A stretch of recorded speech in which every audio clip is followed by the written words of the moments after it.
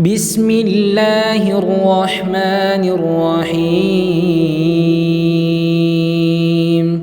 والنازعات غرقا والناشطات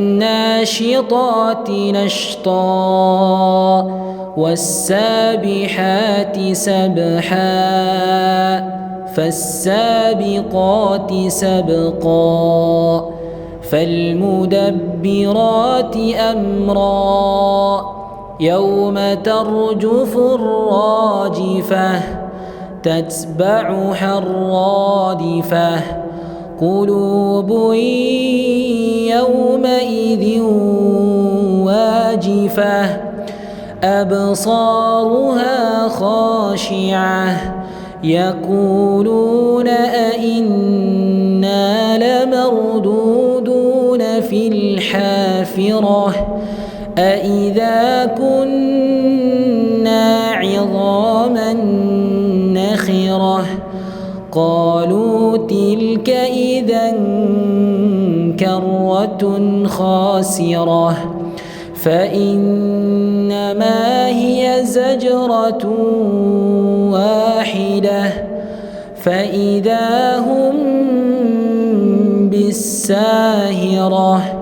هل أتاك حديث موسى إذ ناداه ربه بالوادي المقدس طوى اذهب إلى فرعون إنه طغى فقل هل لك إلى أن تزكى وأهديك إلى ربك فتخشى فأراه الآية الكبرى فكذب وعصى ثم أدبر يسعى فحشر فنادى فقال أنا ربكم الأعلى فأخذه الله نكال الآخرة والأولى إن في ذلك لعبرة لمن يخشى أأنتم أشد خلقا أم السماء بناها رفع سمكها فسواها وأغطش ليلها وأخرج ضحاها والأرض بعد ذلك دحاها أخرج منها ماءها ومرعاها والجبال أرساها متاعا لكم ولأنعامكم فإذا جاءت الطامة الكبرى يوم يتذكر الإنسان ما سعى وبرزت الجحيم لمن يرى فأما من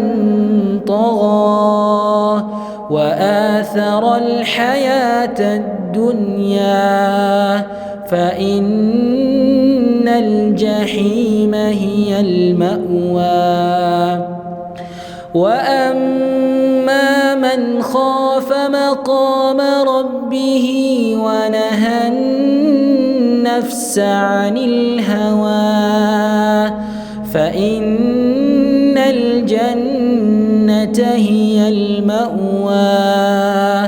يسألونك عن الساعة أيان مرساها فيما أنت من ذكراها إلى ربك منتهاها